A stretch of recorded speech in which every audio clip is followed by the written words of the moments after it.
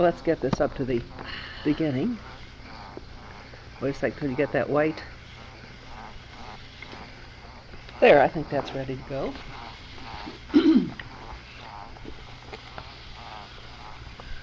This is Sig Sander, originally from Germany, finally arrived in Springfield, Ohio in 1938.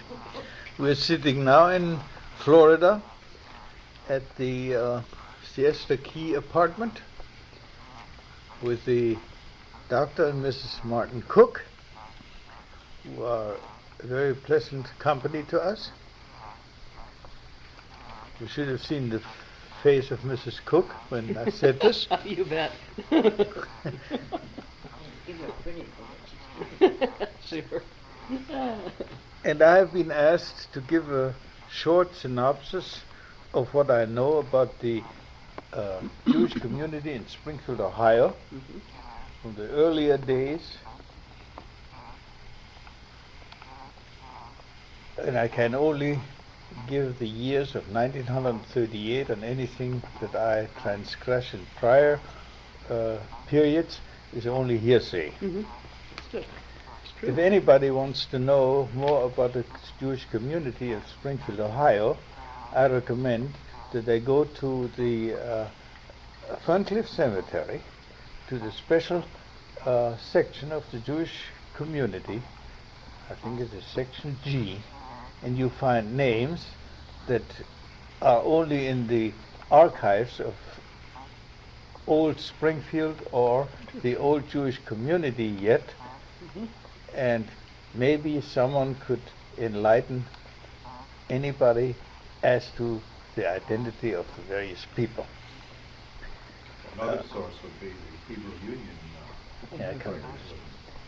Several years ago, I had some records that I received out of the estate of Alma Weichselbaum, who used to be an old member of the congregation Ohef Tzedukah, or the South Fountain Avenue Temple in Springfield, Ohio. Knowing that our local Jewish community was not equipped to maintain these kind of records, I packed them all up and sent them to the Hebrew Union College, to the American Archives in Cincinnati, where Dr. Jacob Marcus is the director, and they are all deposited in special filing cabinets by congregations all over the state, all over America. And Springfield, Ohio's Ohef Tzedukah has one or two boxes which are filled with all the various items like old minutes, cash books, and certain details on members of the Jewish community in Springfield. When we came in 1938 to Springfield, Ohio, the Jewish community was about 60 to 70 families strong, and was divided into two congregations. The one congregation was the South Fountain Avenue Temple, which was a Reform group, where the Beth El congregation was the Orthodox or semi-Orthodox group, who was a lot smaller but very vocal in their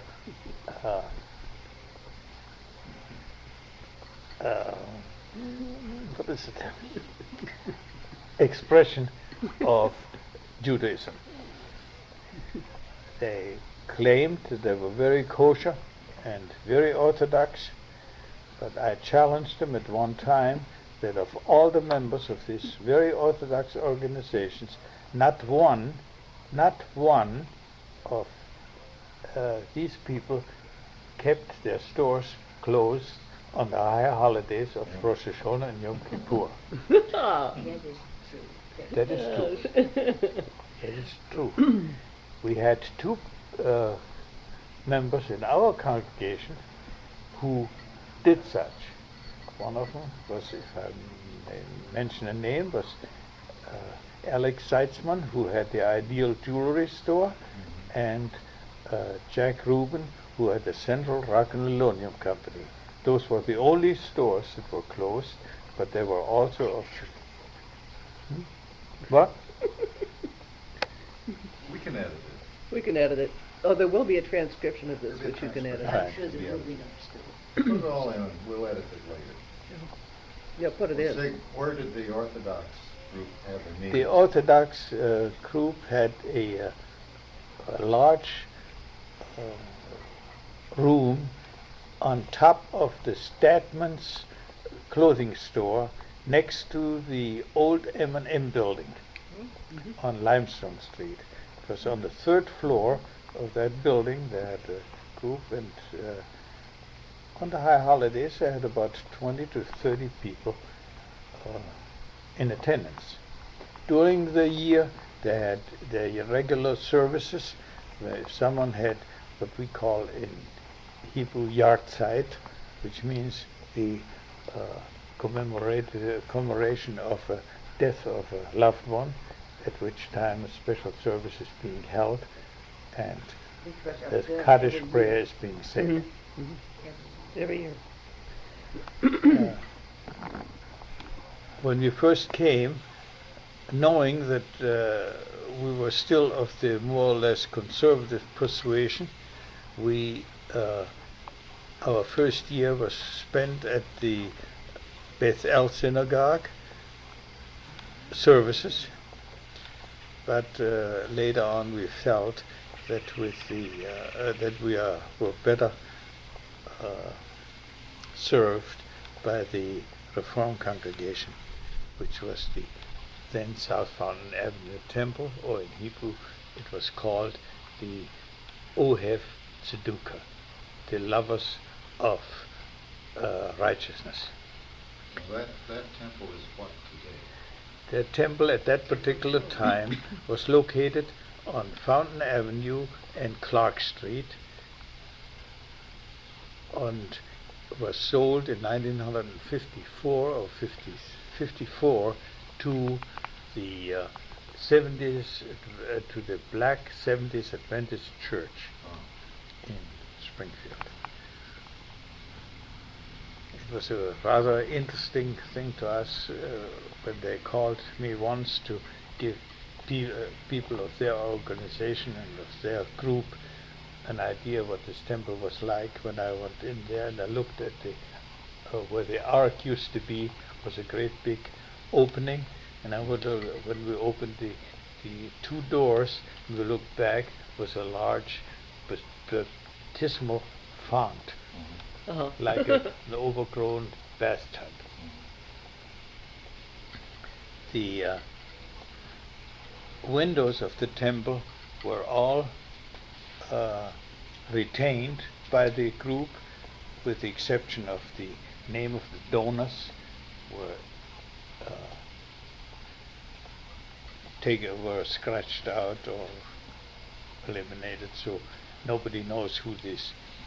But before we moved out of this temple, I had all the windows photographed, and they are now placed in our memorial room in the synagogue with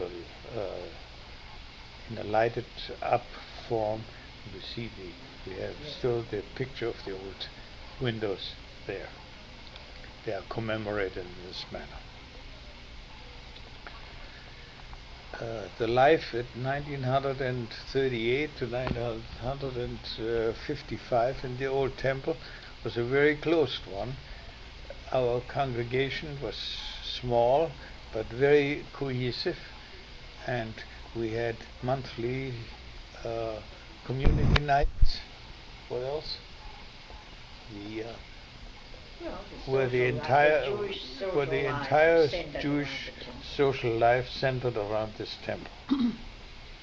You may realize that at that particular time, not one Jewish person was ever invited to any of the social clubs in the city of Springfield, and therefore they were more or less condemned Isolated. and completely isolated from the others, and this was their only way of Socializing. socializing among each other. The temple itself was a very lovely building with seated about 60 to 80 people, and it was always filled under the high holidays, except during the regular week's services. There were a certain group there, but not too many. We had, when we came to Springfield, a young rabbi there, who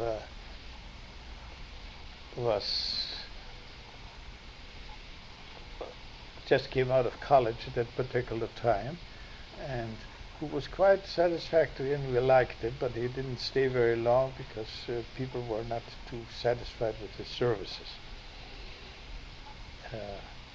Later on, right afterwards, we got a rabbi by the name of Jacob Polish, who was a dynamo as far as sermoneering is concerned. He was an excellent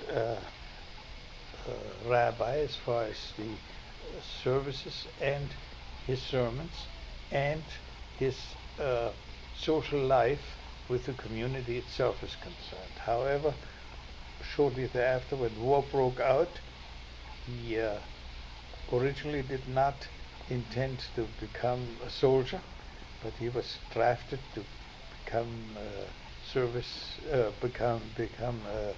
an officer in the Navy, chaplain in the Navy. I think he was on the stand. As Navy, there was a stand giving out during that time. The Navy chaplain and the Air Force chaplain and the Army chaplain or something. And his picture was on there.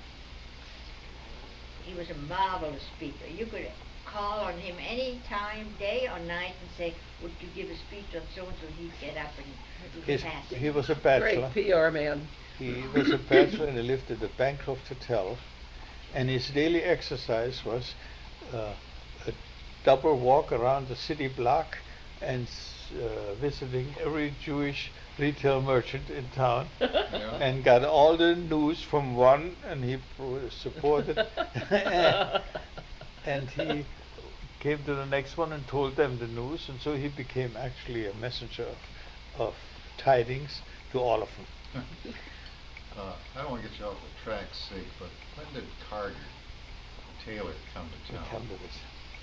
Came shortly, about 2 years after we came. When we came to Springfield, Ohio in 1938, we were the first, in quotation mark, poor refugees that were sent from New York, where they didn't want to stay, into the interior of the country. We were warned by the people in New York not to go out there because they felt that the Indians were still living in Springfield, Ohio, and they offered us free transportation back to New York in case we couldn't. Oh, bless their hearts. Had they paid your way from Europe here? No. How did that work? No. From Europe? No. Yeah, no. The only way we got They paid paid from New all York from New to York. to Springfield, we were paid by the Jewish Committee in New York. The Jewish Committee, the Jews of Springfield at that particular time started a committee called, in quotation mark, the Goodwill Club, and they collected $300, and with this strength of $300, they had us come from New York to Springfield, hoping to find a job for us. The job was promised to me by a local accountant in Springfield, but when we arrived here, he felt that he didn't have any job for me. Then the next opportunity was supposed to be given to me by the Chakos Theaters. But as soon as we arrived in Springfield, and someone contacted Mr. Phil Chakos, he said, well, I'm awfully sorry, but I just hired Charlie Fry as my accountant. I didn't know it. Did you know that? No. So actually, Wonderful. and I had told Charlie Fry at that particular time that I felt very badly that he had to take my job, but he was not aware of it, and he This is not a apologized story about you, right? This profusely. is a story about Springfield. All right. No, that's fine. Oh, sure. The Jewish community in Springfield at that time was very helpful to us. And they gave me opportunities to find a job.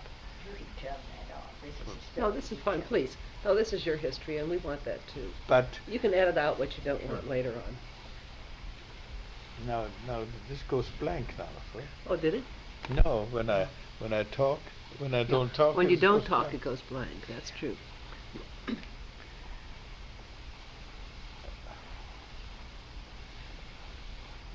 To That helps you. I wish you would ask me some questions now. What do you want to Okay, speak now- of? Tell us about the Carter Yeah, I mean- tie-in with giving service to... 2 years after we were here, and we started repaying part of the obligations that we had of the money we were given by the community for our support. They immediately raised another $300, and with the money that I had paid back, they called second family. The second family turned out to be an awful bunch of people, and they moved away again. And finally, as substitute came Leo and Elsa Karga. With 2 children. They had 2 children, and He was a Leo tailor and she was a student. Leo Karga was a tailor. He was a very skillful tailor. Yes. Man. Only he ordered some pants for Sig, and they were light gray, and he sewed them with black thread. Now that had nothing to do with the Jewish community. You might as well get it in, you know. the other stuff. I would have said it, but I was afraid. But he was a nice man. Leo Karga was what you call very conservative or Orthodox Jew. And the services in our temple were not Orthodox enough for him. Mm. So he did at that particular time the start to become more interested in the Bethel congregation, and he became eventually their cantor. He couldn't sing, but he knew Hebrew very well. And Leo Karga, for many, many years, was the driving force in the synagogue, in the Bethel synagogue, and also became later on the vice president of this congregation.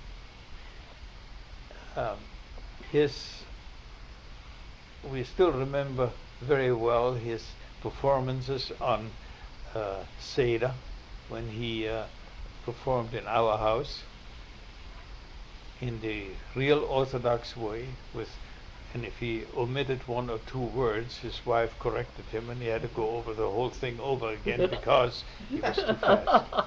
And when he sang and the tune didn't come out right, his wife said, "So falsch, Leo, sing it again." And he had to do it again. Made a long service, didn't it? It took us 2.5 hours sometimes to get through the Seder, after which time he ate so much that he got sick afterwards. It doesn't belong in there. That's But all right. he was a Wonderful. delightful person, and we had really good times. What happened to the 2 What? children? No. The one just called us the other day. Oh, You really? found that out. No, that's The all right. Oh, we'll son edit became a very good student at Antioch, Graduated from Yellow Springs, at became an Antioch, engineer. and Antioch. became an engineer, and later on worked for air conditioning factory in Forts, York New Air Jersey. Conditioning Oh. in York. the Mhm. East. York, That's a Pennsylvania. big And later on, he started an air conditioning firm himself for repairs and so on. His daughter, the daughter, was married to a cadet of the Air Force, who at that time was stationed in Springfield, Ohio. They moved to New Jersey, and well, there's no that was as far as the Cargis is concerned. Mhm. Cargis started a tailor shop in Springfield, Ohio. Later on, after he worked for the workshop and for Harvard for certain lengths of time, he felt that he could do it himself. And he had this little tailor shop in the next to the Shawnee Hotel, Cleaning and tailoring. cleaning and tailoring. He also was the fiscal representation of the Jewish community for the traveling, in quotation marks, salesman coming to town. Good for you. Every week, the train or the bus let 4 or 5 Jewish salesmen, or old Jewish men, come out of We call them schnorrers. Say this And they again. are the schnorrer. Snore, yeah. Schnorrer. They're beggars. And they come in and say, Mr. Karger, I was sent by Rabbi Schattenstein or by Rabbi Polish. Will you should get a donation? So Leo Karger, in his very outspoken manner, says, how much do you want? Says, No, he knew what he was. so finally he said, we only give $2. And the $2 was just enough for him to get from Springfield by bus to Dayton. Oh, no food tossed in. No food. No, we didn't have Let- social let- we didn't have that service much office, so money. we send them to So Dayton was to Jewish take care of social it. service. See, I was that time. At one time he was very executive doubtful. Jewish welfare fund. He So was- we had certain money set aside. Well, He was very doubtful as to whether that man was Jewish or not. Because those schnorrers gave each other the address. They knew exactly where to go. So this man comes in and he says, are you Jewish? He says, yes. He says, just a moment. And he went in back of his tailor shop and brought a Hebrew prayer book out. And he says, only did read that this. when he only did that when he wasn't sure the guy. That's what I said. Read this. And the man couldn't read it. He says, you're not Jewish. Out. And he didn't get anything. So one day Rabbi Schattenstein from the Beth El came to me and said, you know, we have to do something with Karga. He says, why? He is not very nice to the old Rabbonim, the old rabbis. He says, what is he doing? He says, the other day an old rabbi came in, must have been about 70, 72 years old with a white beard, and he had 2 little babies at home, and he needed some money. And Karga said, no good, I have no money for you. He says, why should it? So I said to Rabbi Schattenstein, think a little bit. The man was 72 years old and he told me he had 2 little babies at home. How is that possible? Whereupon the rabbi consented that Karga's judgment was right. That he was absolutely not the man who should have gotten the benefits of this community. How was this funded? The By the Jewish Springfield Springfield Welfare Fund. Jewish Welfare Fund We had had a- Was this, drive was this every year. by both Yes, the that was Reform and the community Orthodox? wide. Yeah, just the Jewish people. They got about $200-300 a year. That's what they paid. and Oh, they got more at that time. Elsa was saying that No, I mean for the Oh, for the- Achnosis Orchim, for the schnorrers. But we were very well known that they only could Well- get $2 for it. And they went on. But how did these schnorrers know where to go? Because obviously Don't this worry. was They have- the thing that they have a had union. their own community. They have a union. They knew exactly who had. They where were they kind of could like get the money. tramps who... Some of those people who, were very wealthy. All their kids got college education Yeah. from all the money they They collected left- traveling back and forth. And in winter they went down to Florida. They left And in summer on they Rosh went to all the Wait a minute. They left on Rosh Hashanah in New York. That's where they got the most money. They traveled west. They went as far as Dayton. From Dayton they went to Cincinnati. From Cincinnati it was probably October by that particular time. They got the various Jewish communities south.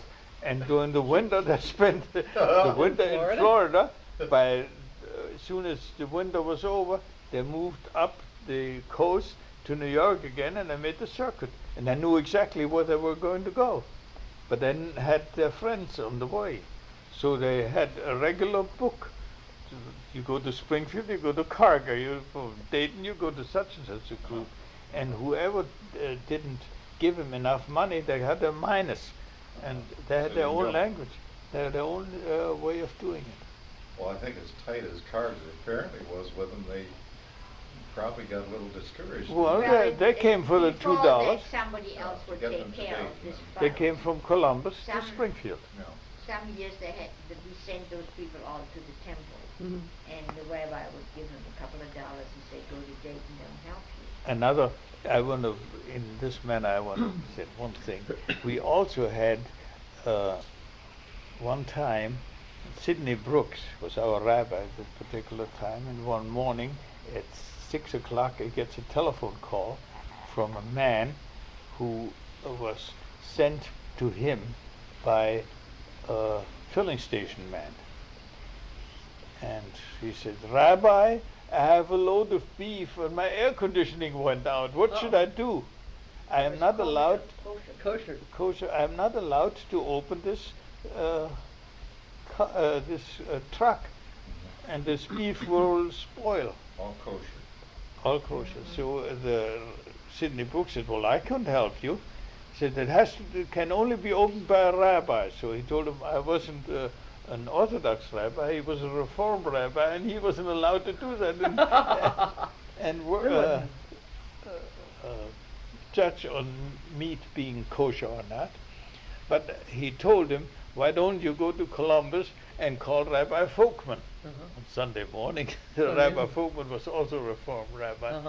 And he told his son, and he drove to Columbus, and there, then Folkman sent him to someone else in order to get this meat saved by air conditioning. It's only a sideline. Well, when Rabbi Polish left for the army, or for the Navy, we had another rabbi here shortly by the name of Roubaix, and I told you a little story about this, which I will not repeat in here. His little episode with Ori Price. Yeah. And We'll repeat it.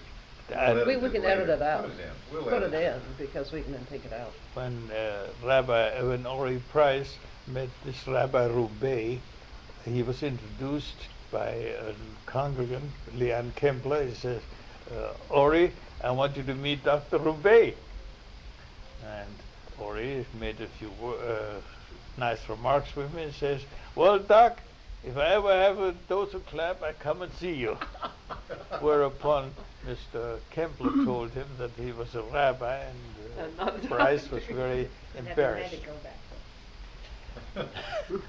How do you spell Roubaix? Roubey. He became later on a rabbi in Lancaster, Pennsylvania, and he is now retired. Boy, that's a funny place to be a rabbi. Yeah. Lancaster. Wow. Was he in Well, that's the Red? heart of the Lancaster, Amish country. Pennsylvania. But there's a lot of people there. I suppose. Yeah. Now, you want to know anything else about, before we go into the regular congregational? In 1955, we had an effort, we had an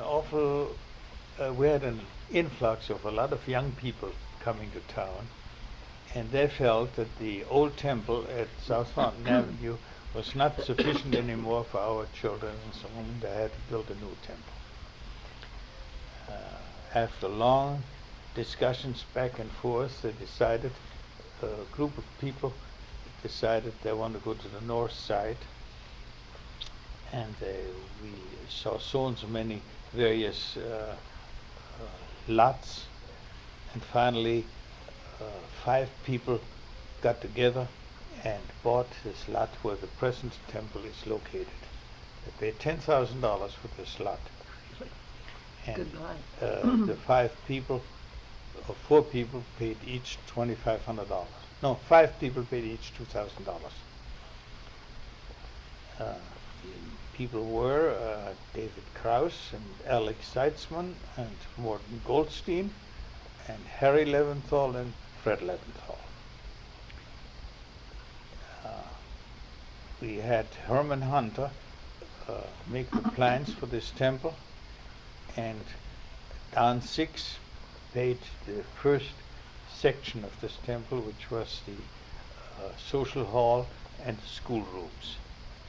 In 1955, we closed our old temple after we sold it and moved up to the new building, which served us as a social hall as well as a sanctuary until 1959, when the addition of the sanctuary was added also by the plans of Herman Hunter and a Jewish architect from Cleveland, who at that time asked and recommended that we should not have 250 people seat capacity, but take 180, which would be sufficient for this type of a community for normal times.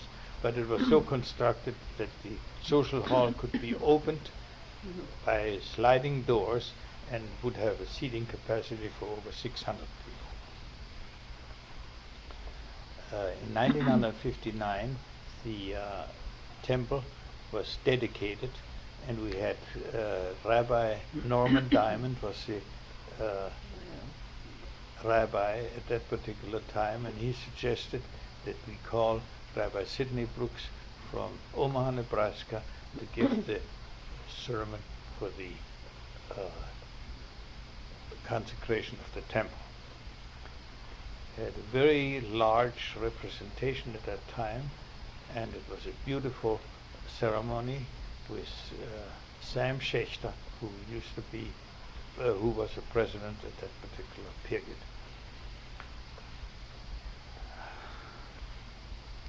Excuse me, I don't want to interrupt your train of thought. How do you spell Schechter? Schechter.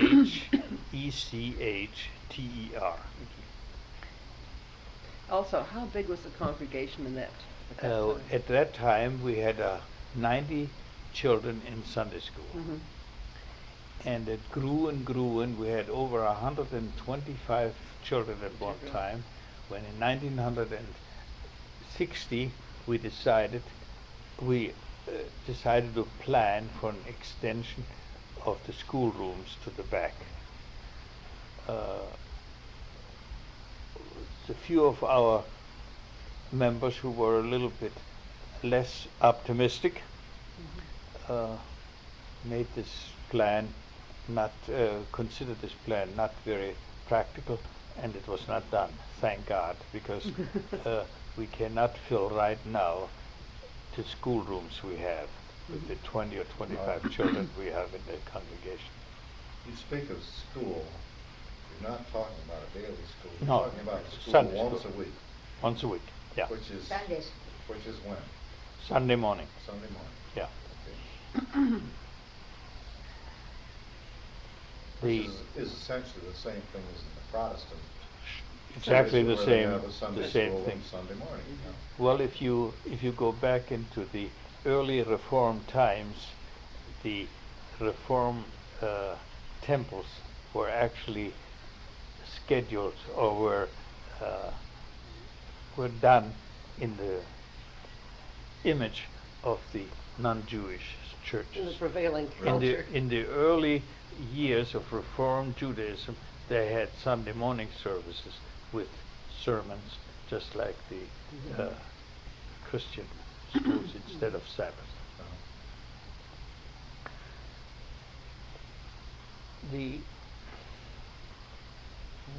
That's quite a trouble. Let's just take this off a moment, like In, Rabbi Daytona Diamond. Beach, Yeah. yes. Well, where did Brooks come into this? Well, he was there Brooks He before. was, I was before. understood that you got him from Omaha as a speaker, but Yeah, but No, Brooks, that you don't Brooks mention was it. in Springfield from He 1946 came right till from, he was in 1952. college as a graduate student. And he was giving Well, let's services get as this a on tape. student in Wait a minute. Springfield at the time. Let me- And Mary, then when, start after with he that. graduated, Mary? after Okay. he graduated, he Is it came to going? Wait a minute. Springfield. Wait a and- minute. My husband is yes, Is it it's going? going. Yeah. My husband Okay. is instructed. Please, So go ahead. where did Rabbi Brooks come into the picture? He came to Springfield, was it after Roubaix? Yes. Because he came to Springfield as a student from Cincinnati and gave Friday night services. After he graduated, the Springfield community hired him as a rabbi. Yep. And he was in Springfield for 6 years. But he was an excellent rabbi. Yeah, very Bible And this, man. yes, very fine and very capable. And after he was there for 6 years, he accepted an offer from Omaha, Nebraska, to a much larger temple, and he was there for 35 years. 35 years, He just until retired. he retired in 2 years ago. 2 years ago. Yeah, just recently. That's unusual, isn't it? And Don't the- he went very far in the Reform movement. reform movement. That's He right. was on national boards and very, very excellent rabbi. He got his very freedom. marvelous He came back refugee. to help you with the dedication of the new Yeah. temple. He would, yes, he would be invited as a Yeah. speaker because he had been here that long and he knew the community and he was very well liked and he had made himself a name. And we Very were nice from the time he lived here, we were great friends. We when were he friends used- all the time and still are. Yep. When he used to come as a student to Springfield, he stayed in a hotel the one night, and then the next morning when his train when his train came in, the hotel room was not ready, so he sit at Mr. Carger's tailor shop and listened to the opera. Every Saturday Saturday, afternoon there was yeah. an opera. Opera. And Sidney Brooks sat there for Yeah, the Cargers were very interested in they music. were Good. interested in music, and Brooks sat there at the time. Well, anyway, when the plans for the temple were made, I was appointed at that particular time as the chairman for the religious part of the sanctuary. And one day I made it my business to visit again the chapel at the Hebrew Union College in Cincinnati, which was at that time redecorated and redesigned by Raymond Katz. Right. Raymond Katz was a Jewish artist who lived in New York and specialized later on in the furnishings and designing of temples and the meaningful Very meaningful. symbolism of it. So on my way back to New York with Peter one summer, we stopped at Mr. Katz's place in the Adirondacks and visited with him for 3-4 hours, and I got him to sign a contract with us to do the entire artwork for the temple. As far as design is concerned, for which we paid him, I think it was either $1,000 or $1,500. He was for underpaid. everything. However, we gave him the opportunity to provide us with the various items of art which he had manufactured by people in New York, and they came in. The menorah came in at one of the first was donated by the sisterhood, and he charged us a tremendous amount of money for that menorah for $600. My goodness. And when it arrived and was unpacked, the reaction of the community was very much divided. No? Some people felt that a truck had run over it, Oh, and it come was so crooked. It was ever thus. until I had to take the Bible out, and I think it was chapter 23 of the Genesis, where it says that the menorah was made in the form of a tree with sprouts coming out on each side, and the head of the lamb were almonds and some other blossoms, which were part of the menorah itself. The entire inside of the temple was done in the form of the letter Shin, the Hebrew letter Shin, which means Shabbat for Sabbath, Shaddai for the Almighty, and Sholom for the name of the temple. Peace. Peace. The memorial gate at the temple itself is, I think, one of the most outstanding things that was ever created. It is a memory to maternity and paternity, and is done in Hebrew letters. Namely, the maternity is a Shin, the names of the four Jewish mothers, Sarah, Rebecca, Rachel, and Leah. And there are four Hebrew letters intertwined to recognize them. Then the paternal ancestors was Abraham, Isaac, and Jacob. And there are three Hebrew letters making that gate. Then inside of the memorial he has designed a little lamp that is burning as an eternal lamp all the time, and has a Jewish name, Jewish letter of a Zion, which means Zohar, in remembrance. The eternal light is the same way, which is also in the letter Shin, but it says, I don't know the wording right now exactly, let us sing to the Lord, and so on. The background of the temple has dozens and dozens of sheens in form of a background, and the ark was done as a tree, the tree of life, with the 5 books of Moses intertwined on it, and the 10 commandments on each side. The pulpit carvings on the one side are the 2 hands depicting the blessings, the priestly blessings for the people, and on the other side with the Kiddush cup and the symbols of Shabbat.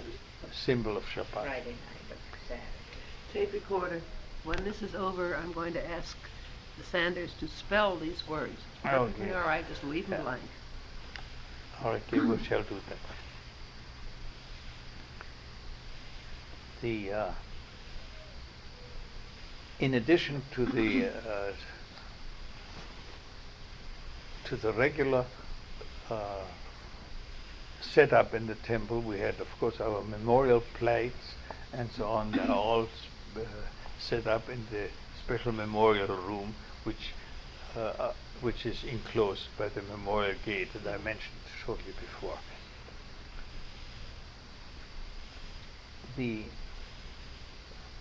Well, this is as far as the sanctuary is concerned.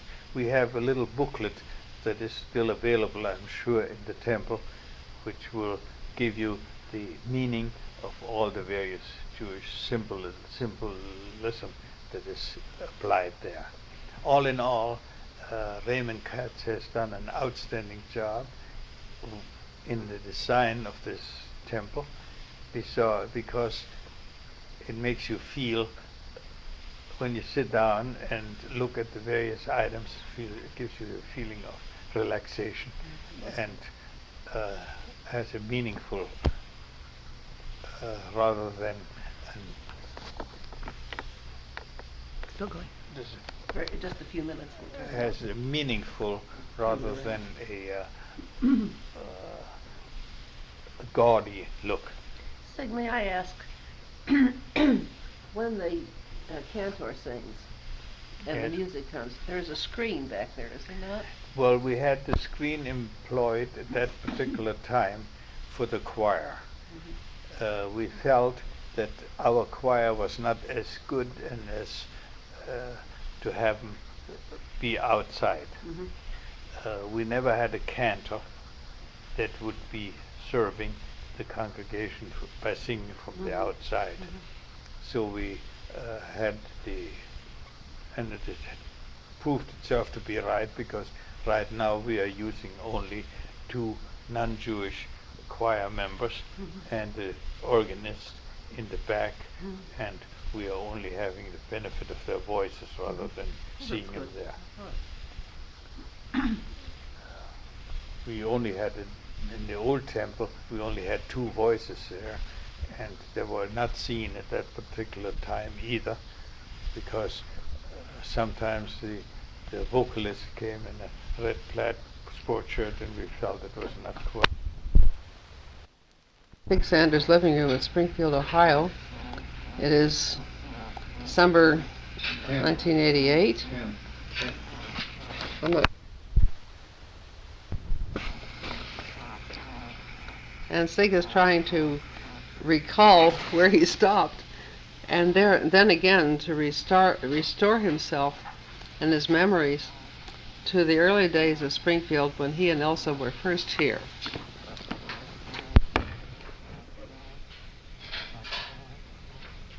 As I reported before, we arrived in Springfield on November the 1st of 1938, at the end of the economic depression that we had in the United States.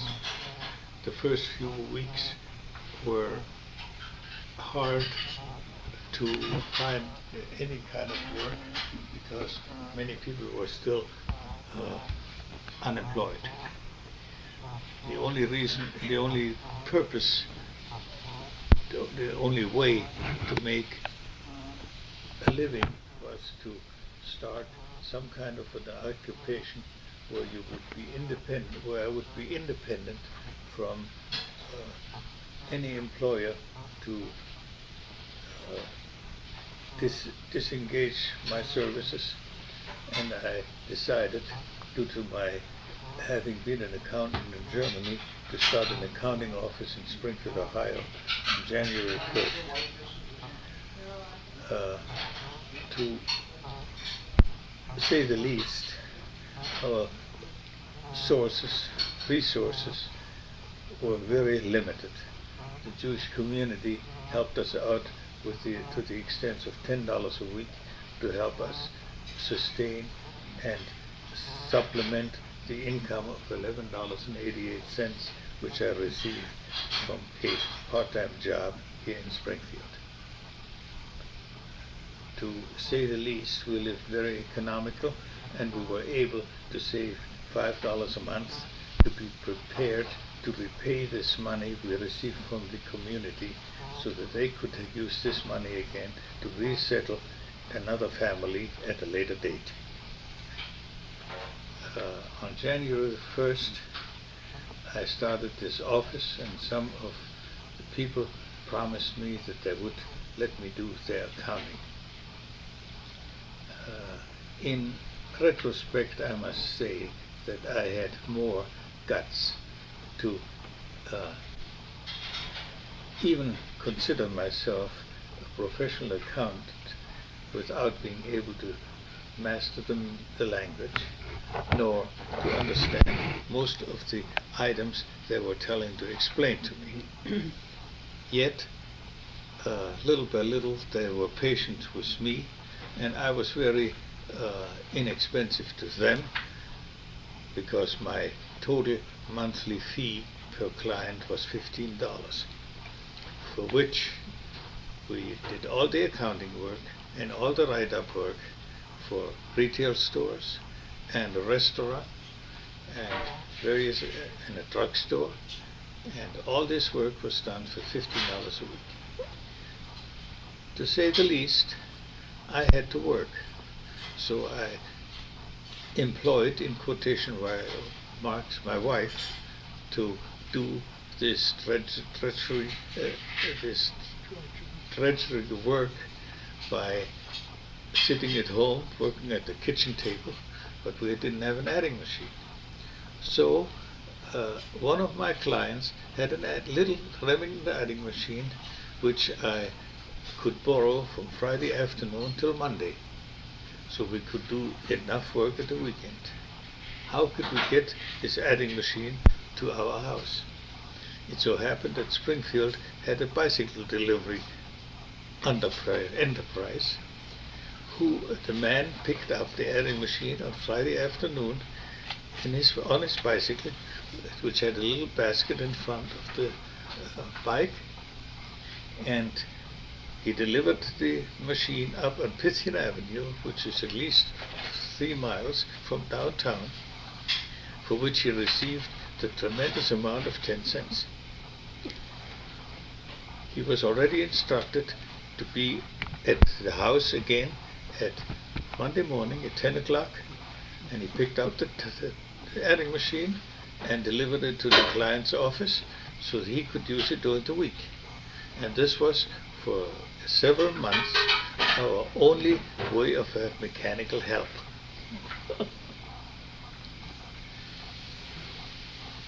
One item was very still in my mind when one of my clients was to be investigated by the Internal Revenue.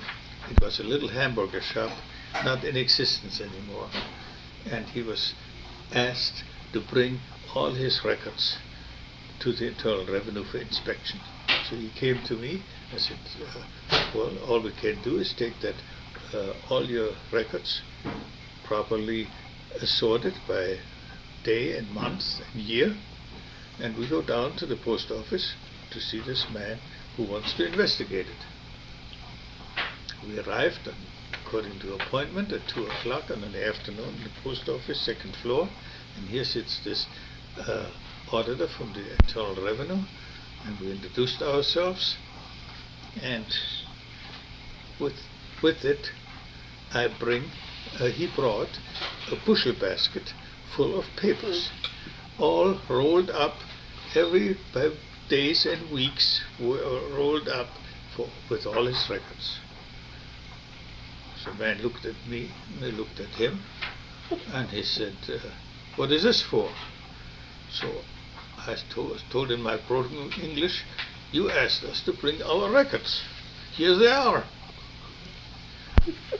He said, well, I don't want to go through all that stuff. Whereby I answered, well, I don't want to do it either. He looked at me, and he looked at the client, and looked at the client again and at me. And after he looked through that bushel basket, he said, how much is involved? And I says, not very much. The whole income is only $3,000 a year. He said, well, I mark it as okayed. We thanked him very much, took our bushel basket back, and we never heard from him since. This was my first encounter with the Internal Revenue in 1939. Wonderful. And little by little, the number of clients increased. I had many clients that actually no other accountant in town, and we only had 3, would take.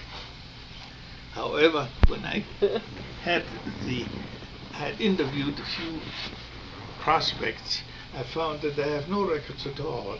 They didn't keep many records, but they should.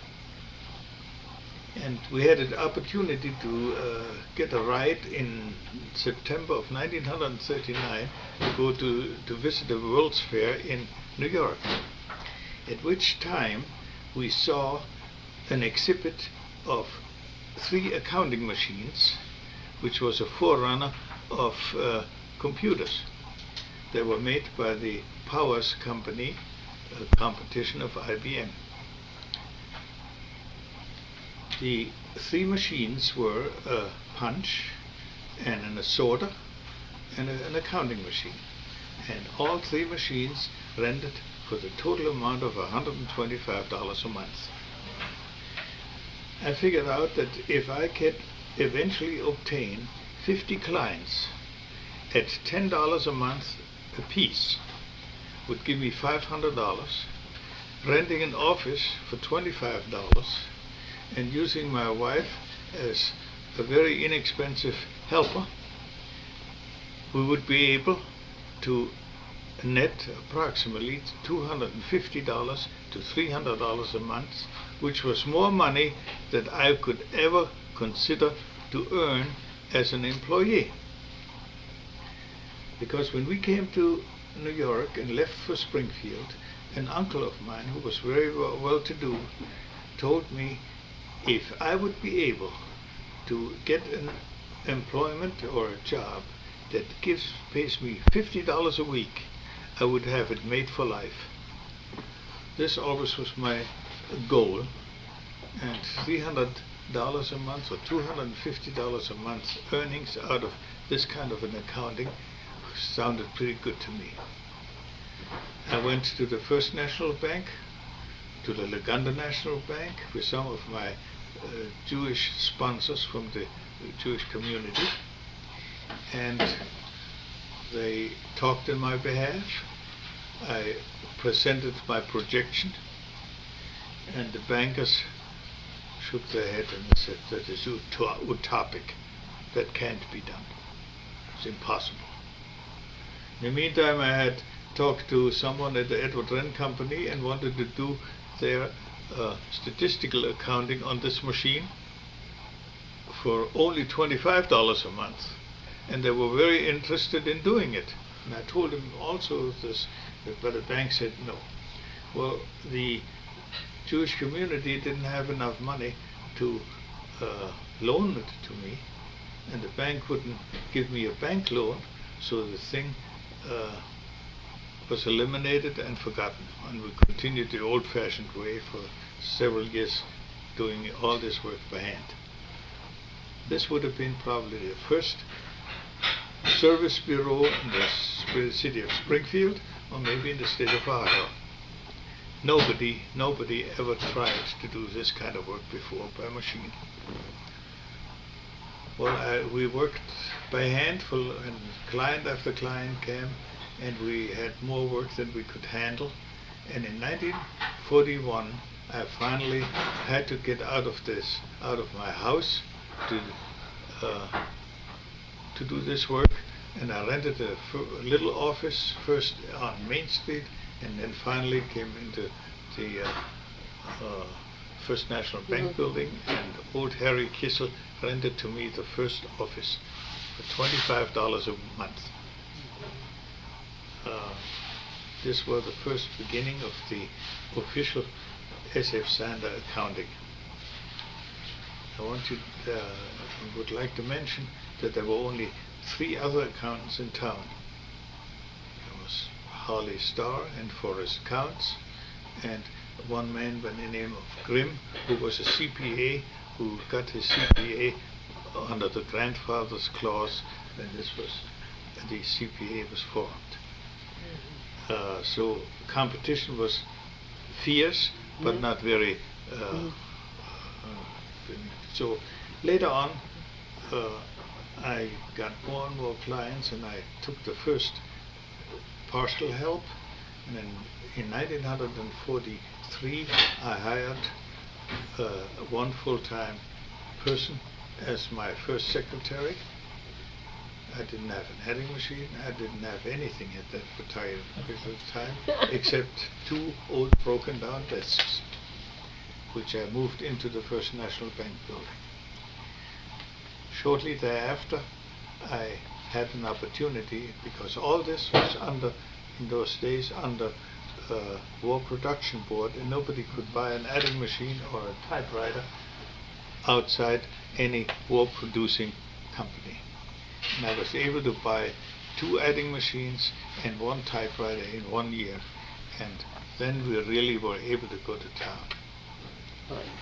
We were, however, I was very much handicapped, being an enemy alien, to take clients or prospects outside of Clark County. Each and every time someone inquired and asked me to see him, I had to tell him that I was too busy this week. I had to do it the following week, because in the meantime I had to write an application form to the district attorney, or the federal district attorney in Dayton, and ask for permission to leave the Clark County. which arrived 3 days later. Then I was able to go to Urbana or to Xenia or to Fairborn, and I had even someone who inquired out of Dayton.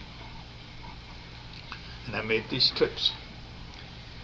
A little bit later, the man began to know me, and he said, well, if you call me in future, I send you the application, and don't send an application in, I send you the permit immediately, and I had it in 2 days.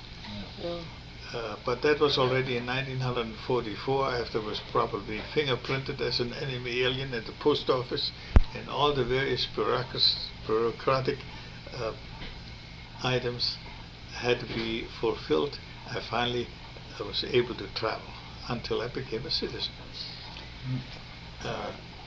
I remember very well. Remember very well that one time I had to go on a trip to Chicago for a client, and I had to give the client's letter together with my application that this trip actually was necessary for me to go to Chicago, because I could have been a spy and could have informed the enemy from what I have seen. Needless to say that I didn't realize that as a Jewish refugee was glad not to help the Germans. Oh, These were the times until 1945 when the war ended.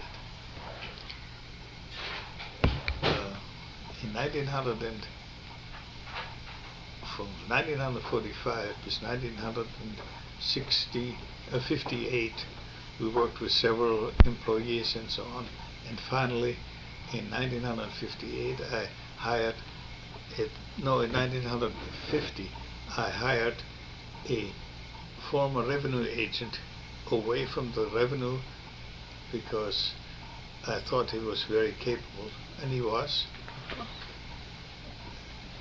However, he was an alcoholic, which I didn't know. Trusting as I was, every Christmas I even delivered to him 2 bottles of bourbon, which he very happily accepted. right. You remember him, Marty? Yes.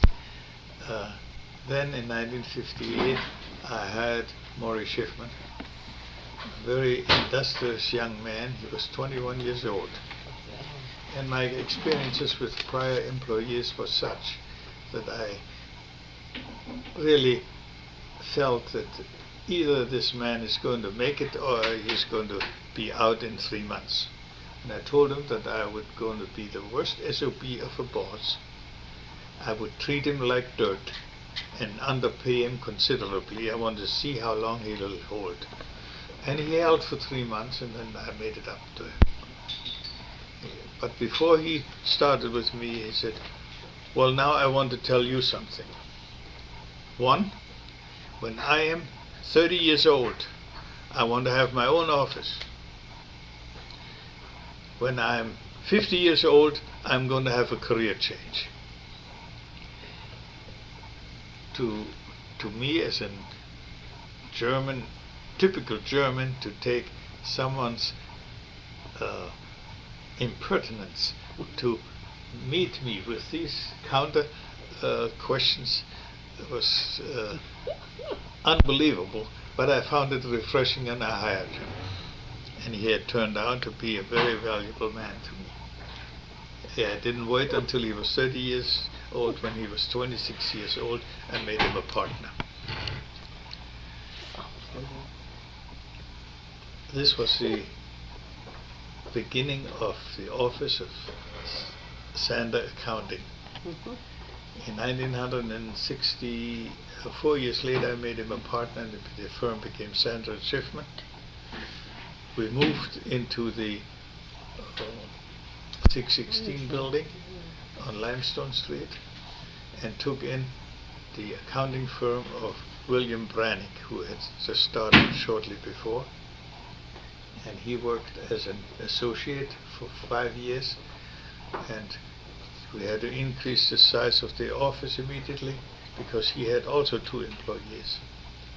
After 1967, we found out that this room was way too small, there was no other opportunities, and we decided to build a building. And we hired Herman Hunter, the architect, who designed the building for us according to our needs.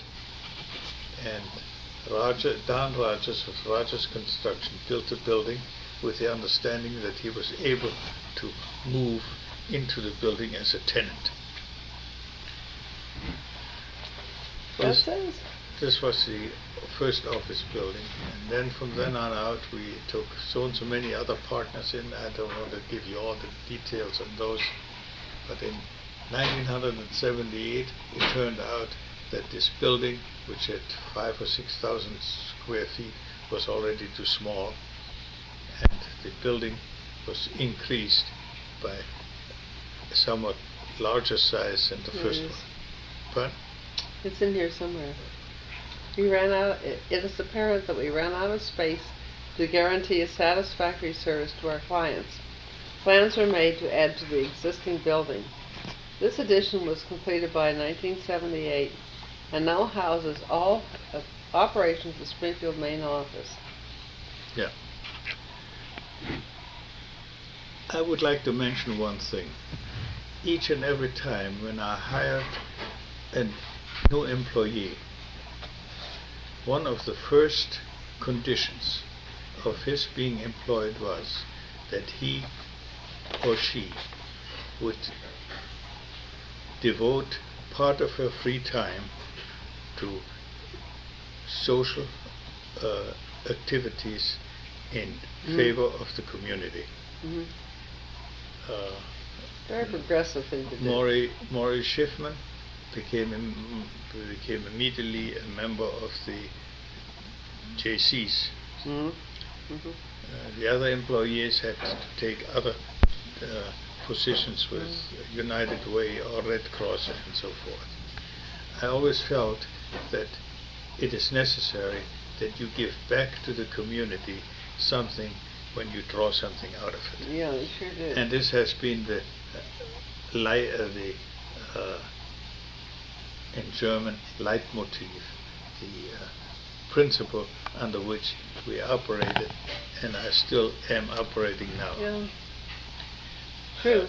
If more people would feel that they owe something to the city as well, or to the community, out of which they take so many favors from, it would be we would be in a lot better shape. I don't want to discuss the further development of the office anymore. I retired in 1978,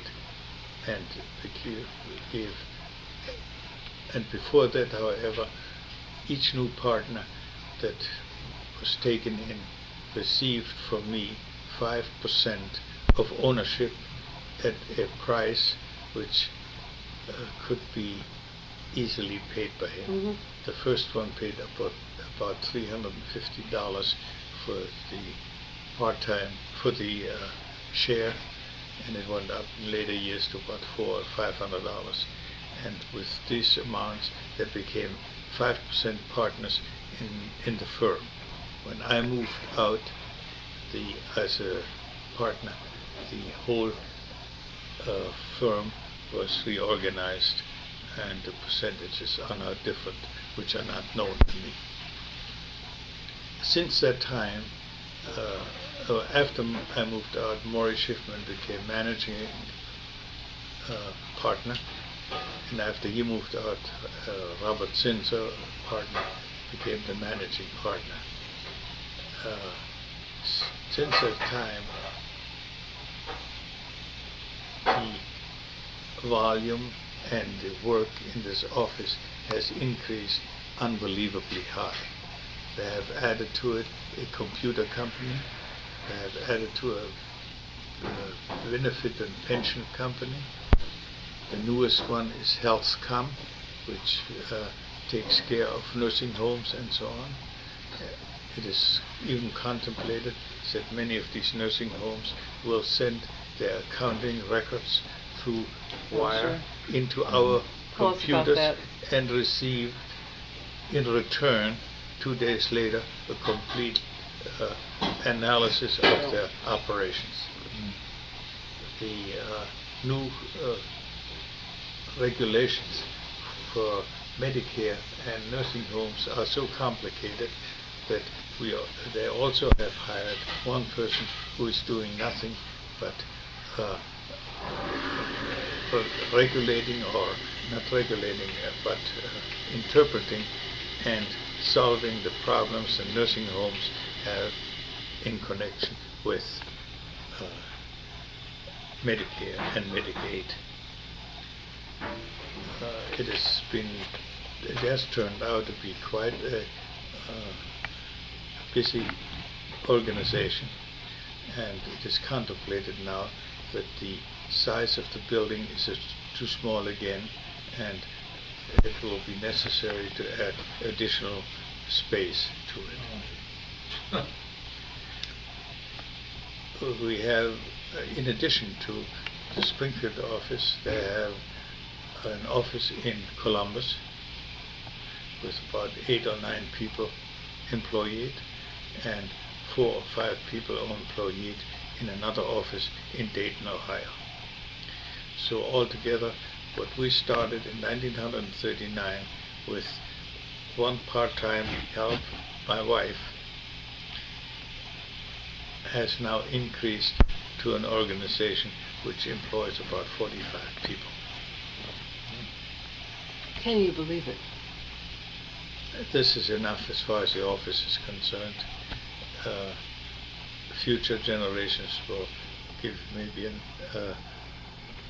accounting what is being done since that time.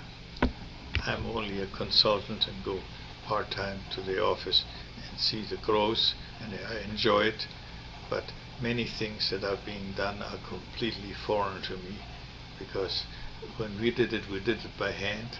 Now it is done by computer, and the people who are handling the computer don't even know what the outcome eventually will be. Well, so much for your working life. Working, in quotations. I know you as a person who has been much involved in the giving part of life. I know you as a person who is involved in the executive committees. What do you call that, Sig? A group in which some senior executives help evaluate. Oh, the SCORE. SCORE. Senior Corps of Retired Executives. Okay, that's one, and I said I'm still active in it. Okay.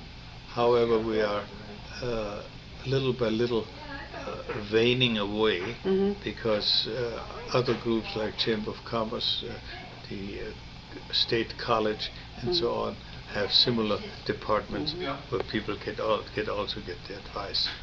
I also remember your pioneer effort in getting a wonderful program of Thanksgiving dinner for any impoverished person who wishes. Well, that was a great program. At our 50th wedding anniversary, unbeknownst to my family or everybody, I arranged for a dinner for the indigent people in Springfield, Ohio. This idea is not my own, but it comes from an old Jewish concept or custom, that the father of the bride was to invite the arme Leute, the poor people, to at the wedding of his daughter. They were fed and they were dancing just like the guests. And if those people would not have shown up, the wedding couldn't have been taken care of, because it was part of the need of these people to help. The story goes that at one time, and this was in East Germany or in Russia, that a wedding took place in a little town next to the town in question, and the poor people were already invited to this wedding, and they attended. But in the afternoon was another wedding in the next little village, and the father of the bride invited the same people to the feast the same afternoon. Whereupon the people decided they will not go, because 2 meals in one day is for poor people too much. They couldn't eat two meals at the same time, unless the father of the bride is willing to pay him an extra ruble as a remuneration for their coming there. Oh my. So the father of the bride thought it was an impertinence for them to do so, but they stood fast, and he had to send an emissary into the other town with 2 wagons loaded with hay and straw so that they could be transported back. And the negotiations went from 1 hour to the next, till finally at 4 o'clock or sometime the people decided, the father decided that he'll give him that ruble or ruble and a half, whatever it was, or a little less. And they finally decided, and as soon as they arrived in the town, the wedding could take place. This story is not an invented story, it is a custom.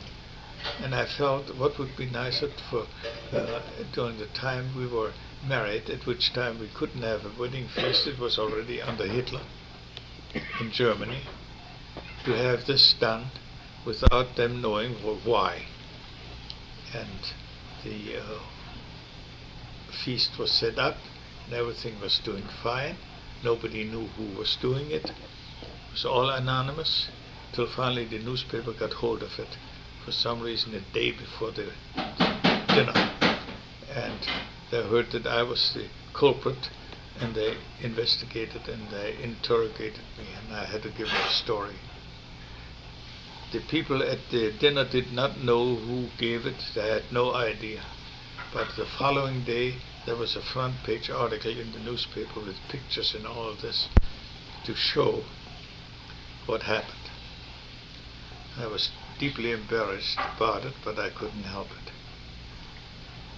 A few years later we went to a meeting that, and an old lady wanted to be heard, and she got up and opened her purse and took that newspaper article about, and wanted to know what was the reason for a custom of this was, and so we explained it.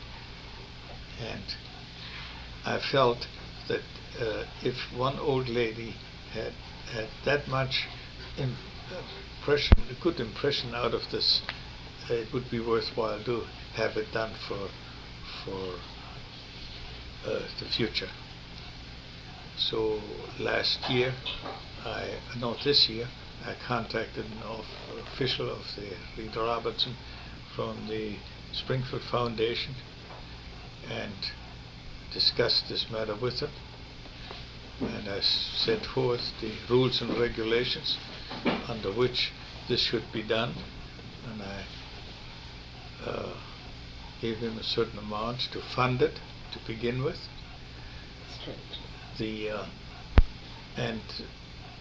However, I felt that only the interest of such a fund should be used to furnish this dinner, and that other people eventually should be helping to bolster this fund to an amount that it would be possible to take the interest only.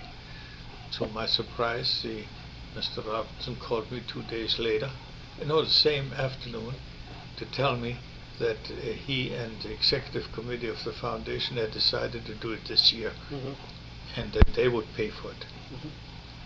So on the 18th of December 1988, the first Springfield Foundation sponsored festival dinner will be held at the Elder United for about 100 to 120 indigent people, consist of any kind of race, creed and color, living in the Springfield vicinity or in Clark County. Nice story. It is my hope that this will be a continuous affair from year to year, but I made, however, the condition that neither my name nor, and I hope that this will not go on to the public at this particular time, should ever be mentioned, nor should anybody who is contributing to this fund, which has to be limited to $1,000 per person, should ever be recognized as such, so the people who are partaking of the dinner shall not know who the actual benefactors are. And this goes back to another Jewish principle which was set forth by the old philosopher of Maimonides. He set forth that there are 8 steps of charity, and the highest step in charity is that the giver of any charity shall not be known to the recipient, and the recipient shall never know where the help is coming from. This old piece of Jewish ethics is actually taken care of or practiced even now by Jewish families who have in their living room the so-called pushki, which is a little metal box, and when the people had a joyous occasion or a death in the family, they put a coin in it. And once or twice a year, an official of some kind of a charity came by and emptied that box. He did not know how much money was in there, and nobody else knew how much money was. This money was collected and was used for charitable purposes. And this goes on even till now. You will see it in many old Jewish families' homes, on the mantelpiece, the blue box, the blue metal box, or the yellow metal box, and so on, where they put even the fiddler on the roof has done it in this form. This is part of the reason why the anonymity of a giver should be guaranteed. I also remember you in relation to the chief program at Community Hospital, which was not in existence until you came along and when I just gave up the chairmanship of the board of Community Hospital, a new rule and regulation of Medicare came out that if a hospital receives charitable donations from an individual or any corporation, this money has to be considered income to the hospital, which would reduce the percentage of income to expenses, and therefore would affect the repayment of reimbursement of Medicare to the hospital. By doing so, I figured that if we have a non-profit organization, another non-profit organization connected with the hospital, like CHIEF, which means Community Hospital Independent Endowment Fund, this organization could take all the donations and could help provide the hospital for buying additional equipment and so forth. One of the first equipment that was bought was, if I remember right, an optical microscope for operations and so on. It was used, which at those times was something completely new. Since that time, this organization has grown and grown and grown, and has built a building for the educational building for the hospital was built out of CHIEF funds. and but it started originally with donations of $5 and $10 for get well cards and memorial cards and so forth.